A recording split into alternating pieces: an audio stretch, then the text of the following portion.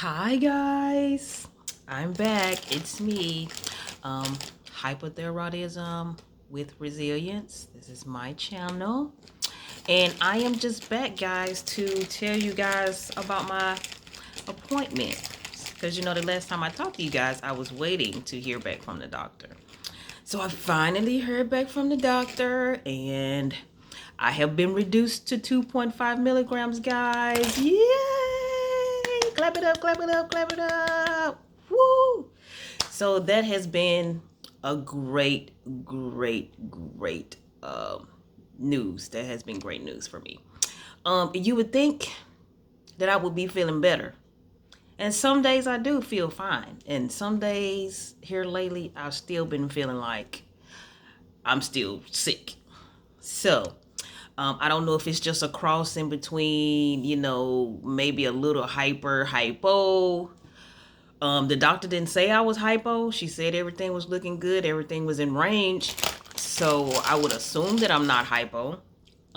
Sorry y'all, I'm eating chips. I just got off work, guys, so I'm hungry. Don't really know what I'm gonna eat. I picked up some chips. Decided to snack on those. Anywho, so the last couple of days I had been feeling maybe like last week I had been feeling, I don't know, just tired and drained. I've noticed with this disorder that if I don't sleep properly, it's done for. Like I can go maybe 2 weeks, and not sleep properly, but I tell you, it shows up on me after so long. So that's one thing I can't do. Like I can't go days and days without going to sleep at a proper time. Like getting your total 8 hours of sleep, like it wears me down. Like after a while, cause I'm a night person, so I normally don't go to bed until 12, 1 o'clock at night, and I can get away with that for about 2 weeks, and then after that, my eyes start getting droopy and tired and heavy. And I just feel like crap. And I know then that it is time for me to take my butt to sleep at a decent hour. So the other night, last night, I think, as a matter of fact, baby, I set it out perfectly. I had to do my daughter's hair. And when I got finished doing her hair, which was about 7:30, maybe 8 o'clock, I ate a little something, took me some sleeping pills, and baby, I was out. I was like, I am so tired of feeling tired, like, because I was just warped. But prior to that, I called my doctor and told him that I wanted to get my vitamins, my vitamin 12, B12, and my iron and calcium, all of that checked. Because I felt like maybe some of that might have been off too. So we did that, and my iron is low. So I hadn't heard back from him, but I'm assuming he's gonna put me back on iron pills. Um, so that's what I'm battling now. Seems like I'm always battling with my vitamins. Trying to make sure that they're staying in proper range, because I can tell when they go bad, especially my iron. When my iron is low, I can feel it in my hair. My hair starts to shed or come out. This eyebrow right here is missing, like from here to here. Luckily I can feel them in pretty well, so you can't tell. My hair just sheds like crazy. Still dealing with my hair. I call it medicine hair because it's not at its healthiest state, and I'm sure it's got a lot to do with the disease. However, the medicine as well.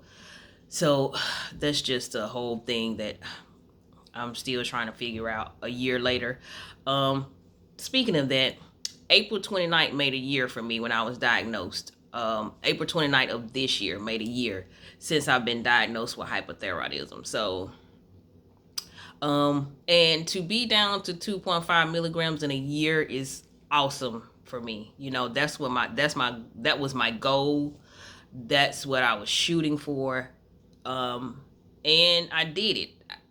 I don't know if my goal was to actually be off the medicine by then, but I know that it was at least get me down to the minimum of dosage that I would have to take. So I am at the minimum dosage. She didn't say how long she was gonna keep me on it. So I guess we're just gonna run it maybe for about 2 to 3 months and just see, and then maybe, just maybe, we can wing totally off of it for a little while, or hopefully forever. That would be my plans. So we'll see how it goes. I'm gonna keep doing what I'm doing, but lately, guys, I've been dealing with indigestion. Oh my God. I have never had indigestion before, but let me tell you, I thought I was having a heart attack or something. I went to my heart doctor and I'm like, can we please check my heart? Because something's going on in there. I don't know who, what, when, and why. But honey child, please help me, because I was in pain.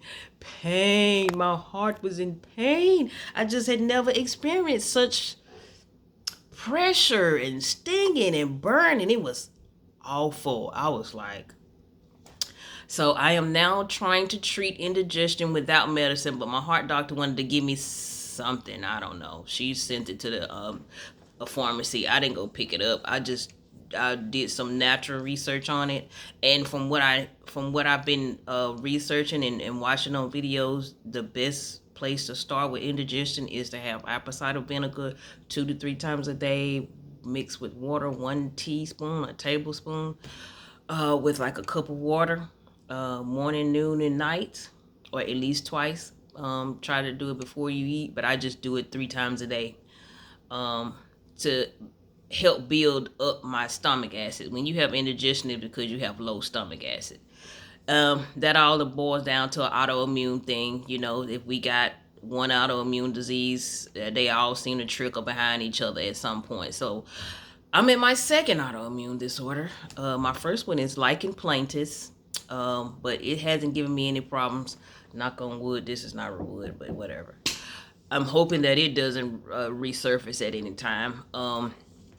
And I am drinking bone broth because it's good. It's got collagen and all that stuff in it, so it kind of helps with sealing your gut and trying to help keep your stomach acids, not to get so low.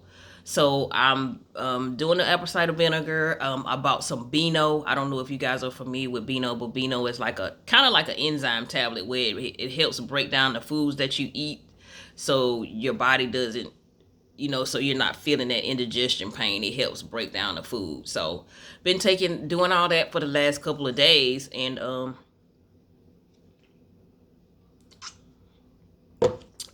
I've been getting some relief, so that's good. Once again, these right here, I found these at Walmart in the natural food section, freezer area. You guys may be able to find them in your local Walmart area. So if you're interested, just check them out. And it's just bone broth in a little cup, and you put it in the microwave and warm it up.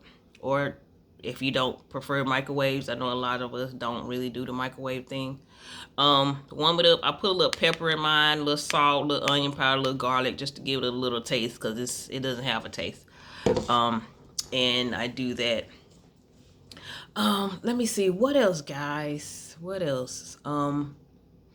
I didn't really have a plan when I came on here. I just said, let me jump on really quick while I had a few minutes, because I don't have a lot of time, because I'm always busy. I have 3 jobs. So that says a lot. I'm probably tired because I do too much, but I have to, because I have to live. We all know how that goes. So you guys are more than welcome to send me an email.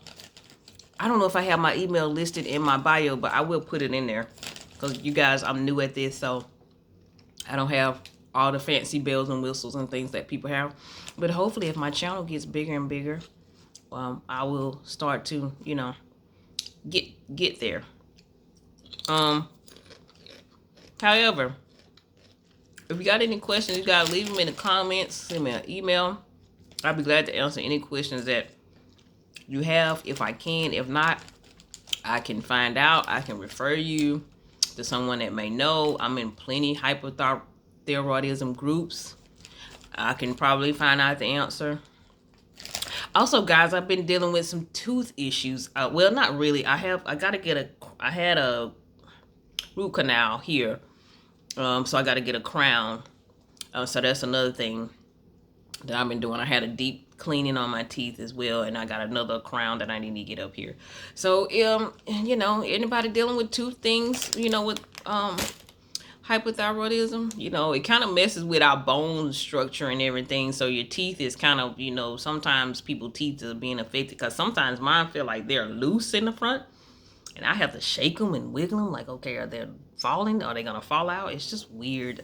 I have so many weird aches and pains, or just little stupid little feelings that you're just not used to feeling. In your 40s, everything just becomes so different in your body. And I just remember being so freaking healthy. Like, you don't wake up with any pains or feeling like you're off. Or And so this new 40 plus life for me has just been a wowzer. Like, I'm still trying to learn how to adjust to it. Some days I'm fine, some days I'm not. Some mornings I wake up and I feel like I am not me. Like, I feel like I'm out of it, but I'm not.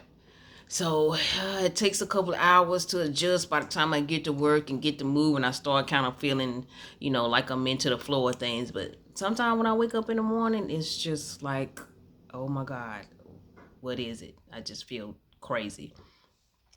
Oh, another thing I've been dealing with, my eyes, my eye muscles, behind my eye muscles. I mean, behind my eye muscles has just been moving around. You can see I can feel it. I don't know if other people can see it, but my eyes will be, I can feel my muscles like moving around in there. And I'm like, what the freak? It's so creepy. Like, it's the weirdest feeling ever. So that had been happening to me the last couple weeks. I mean, I think it started last week. And when I did my research on that, it said, it's usually because you're tired. I know as us with hypothyroidism, we also can develop TED eye disease. So I really thought I was headed in that direction. I'm like, oh my God, my eyes. But for what I read, that's not really the case. But I am going to the eye doctor this month. I don't know what day, just to have that checked out and looked at and see, if that may be the case. I hope not, because I take my one selenium vitamin every day to try to prevent that from happening. So I hope that's not the case. But to kind of short stop that, I need to start going to bed on time, because that's what my research was that you're tired and you need to rest and keep your eyes lubricated, because with this disease, it tends to plays with your eye muscles. So I keep eye drops, and I wear contacts. So I keep my contact solution, my re-wetting drops, so I can always re-wet my eyes when I have my contacts in. And then at night when I'm not wearing them, I put eye drops in my eyes before I go to sleep at night. I put some in the morning, put some in my eyes in the morning, and I also use a heating pad. And sometimes I do it at night, but I always try to remember to put a little heating pad on my eye in the morning, just to kind of, you know, relax my muscles a little bit. I guess it kind of makes me feel better. I don't know if it actually works, but it feels good to have the heating pad on my eye, on my eyes in the mornings. It kind of helps wake me up. So I do like that.